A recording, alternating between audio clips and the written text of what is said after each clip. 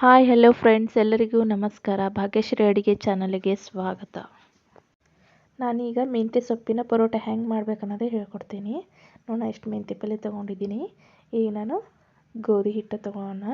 ಅದಕ್ಕೆ ಸ್ವಲ್ಪ ಅರಿಶಿನ ಹಾಕ್ಕೊಳ್ಳೋಣ. ಹಾಗೆ ಸ್ವಲ್ಪ ಖಾರದ ಪುಡಿ ಹಾಕ್ಕೊಳ್ಳೋಣ. ನೋಡಿ, ನಿಮಗೆ ಎಷ್ಟು ಬೇಕಂತ ನೋಡಿ ಖಾರದ ಪುಡಿ ಹಾಕ್ಕೊಳ್ಳಿ. ಹಾಗೆ ರುಚಿಗೆ ತಕ್ಕಷ್ಟು ಉಪ್ಪು ಹಾಕ್ಕೊಳ್ಳಿ. ಆಮೇಲೆ ನಾವು ಮೆಂತ್ಯ ಸೊಪ್ಪು ಕಟ್ ಮಾಡ್ಕೊಂಡಿದ್ದು ಹಿಟ್ಟಿನಲ್ಲಿ ಹಾಕ್ಕೊಂಡು ಕಲಿಸಿಕೊಳ್ಳೋಣ. ಹಾಗೆ ನಾವು ಸ್ವಲ್ಪ ನೀರು ಹಾಕ್ಕೊತ ಹಿಟ್ಟು ಕಲಿಸೋಣ. ನೋಡಿ, ನಾವು ಚಪಾತಿ ಹಿಟ್ಟು ಹೆಂಗೆ ಕಲಿಸ್ತೇವಲ್ಲ, ಇದನ್ನು ಸೇಮ್ ಹಾಗೆ ನೀವು ಎಣ್ಣೆ ಹೆಚ್ಚಿ ಮಾಡಬೇಕಂದ್ರೆ ಸ್ವಲ್ಪ ಅಳಸವಾಗಿ ನಾದ್ಕೊಳ್ಳಿ. ನೋಡಿ, ಇಷ್ಟು ಈ ಥರ ನಾನು ನಾದ್ಕೊಂಡೆ. ಸ್ವಲ್ಪ 10 ನಿಮಿಷ ನೆನೆಯಲು ಬಿಡಬೇಕು. ಹಾಗೆ ನಾನು ಪರೋಟ ಮಾಡಲಿಕ್ಕೆ ಉಳ್ಳಿಯನ್ನು ಮಾಡ್ತಾಯಿದ್ದೀನಿ.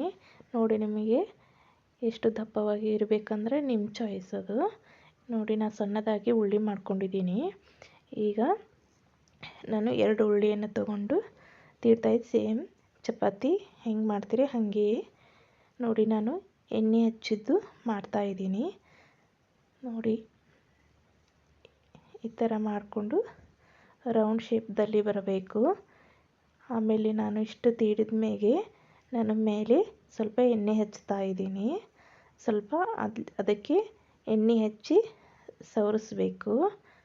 ನೋಡಿ, ಆಮೇಲೆ ಇಷ್ಟು ಮಾಡಿ ಮತ್ತೆ ತೀಡಬೇಕು. ಚೆಂದಾಗೆ ಸ್ವಲ್ಪ ತೆಳುವಾಗಿ ತೀಡಿ.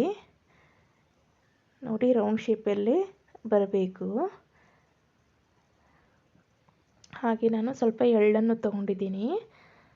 ಎಳ್ಳನ್ನು ಮೇಲೆ ಹಾಕಬೇಕು. ಎಳ್ಳು ಹಾಕುವುದರಿಂದ ನಮಗೆ ತುಂಬ ಟೇಸ್ಟಾಗಿ ಬರುತ್ತೆ. ನೋಡಿ, ನೀವು ಸ್ವಲ್ಪ ಎಳ್ಳು ಜಾಸ್ತಿನೂ ಹಾಕ್ಕೊಳ್ಳಿ, ಟೇಸ್ಟಾಗಿ ಬರುತ್ತೆ. ನೀವು ಮನೇಲಿ ಟ್ರೈ ಮಾಡಿ ನೋಡಿ ಹೇಗೆ ಬಂತು ಎಂಬುದು ನಮಗೆ ಕಮೆಂಟ್ ಮೂಲಕ ತಿಳಿಸಿ. ನೋಡಿ, ಇಷ್ಟು ನಮಗೆ ರೌಂಡಾಗಿ ಆಯಿತು. ನೀವು ಮೆಂತ್ಯ ಪಲ್ಯ ಸ್ವಲ್ಪ ಇನ್ನೂ ಜಾಸ್ತಿನೇ ಹಾಕ್ಕೊಳ್ಳಿ. ಯಾಕಂದರೆ ನನ್ನ ಹತ್ತಿರ ಇಷ್ಟು ಇರುವುದರಿಂದ ನಾನು ಸ್ವಲ್ಪ ಪ್ರಮಾಣದಲ್ಲಿ ಹಾಕ್ಕೊಂಡಿದ್ದೀನಿ.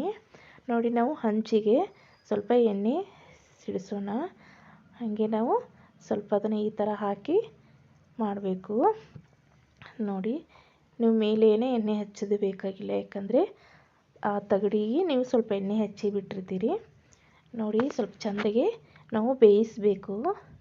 ನೋಡಿ, ಈ ಥರ ನಮಗೆ ಮೇಲೆ ಈ ಥರ ಕಲರ್ ಬರುತ್ತೆ. ಆವಾಗ ನಾವು ಹೊಳ್ಳಿಸ್ಬೇಕು. ನೋಡಿ, ಎಷ್ಟು ತುಂಬ ಚೆನ್ನಾಗಿ ಎಳ್ಳು ಎಷ್ಟು ಚೆಂದ ಕಾಣ್ತಾ ಇದೆ. ಎಳ್ಳು ಹಚ್ಚುವುದರಿಂದ ತುಂಬ ನೋಡ್ಲಿಕ್ಕೂ ಚೆಂದ, ಬಾಯಲ್ಲಿ ಟೇಸ್ಟು ಆಗಿರುತ್ತೆ. ನೋಡಿ, ಮೇಲೆ ಸ್ವಲ್ಪ ನಾವು ಎಣ್ಣೆ ಹಾಕ್ಕೊಳ್ಳೋಣ. ಎಣ್ಣೆ ಹಾಕುವುದರಿಂದ ಸ್ವಲ್ಪ ಮೆತ್ತಗಾಗುತ್ತೆ. ಕೆಲವೊಬ್ಬರು ಹಿಟ್ಟು ಹಚ್ಚಿ ಮಾಡ್ತಾರೆ, ಅದು ತುಂಬ ಟೇಸ್ಟಿಯಾಗಿರುತ್ತೆ. ನಾನು ಎಣ್ಣೆ ಹಚ್ಚಿ ಮಾಡಿದ್ದೀನಿ. ನೋಡಿ, ನೀವೆಲ್ಲ ಕಡೆ ಬೇಯಿಸಬೇಕು. ನೀವು ಮೀಡಿಯಮ್ ಫ್ಲೇಮಲ್ಲಿ ಇಟ್ಟು ಅದನ್ನು ಬೇಯಿಸ್ಕೊಳ್ಳಿ. ಏಕೆಂದರೆ ಜೋರಾಗಿ ಉರಿ ಇಟ್ಟಿದ್ರೆ ಅದು ಎಲ್ಲ ಕಡೆ ಹೊತ್ತೆ ಹೋಗುತ್ತೆ. ನೋಡಿ, ನಾನು 2 ಪರೋಟ ಮಾಡಿದ್ದೀನಿ.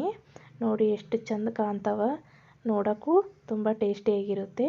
ಇದರ ಜೊತೆ ಕೆಂಪು ಚಟ್ನಿ ತುಂಬ ಟೇಸ್ಟಿಯಾಗಿರುತ್ತೆ. ಇದು ಖಂಡಿತ ರೆಸಿಪಿ ಇಷ್ಟ ಆಗಿದ್ದರೆ ನೀವು ಸಹ ಇದೇ ರೀತಿ ಟ್ರೈ ಮಾಡಿ ನೋಡಿ.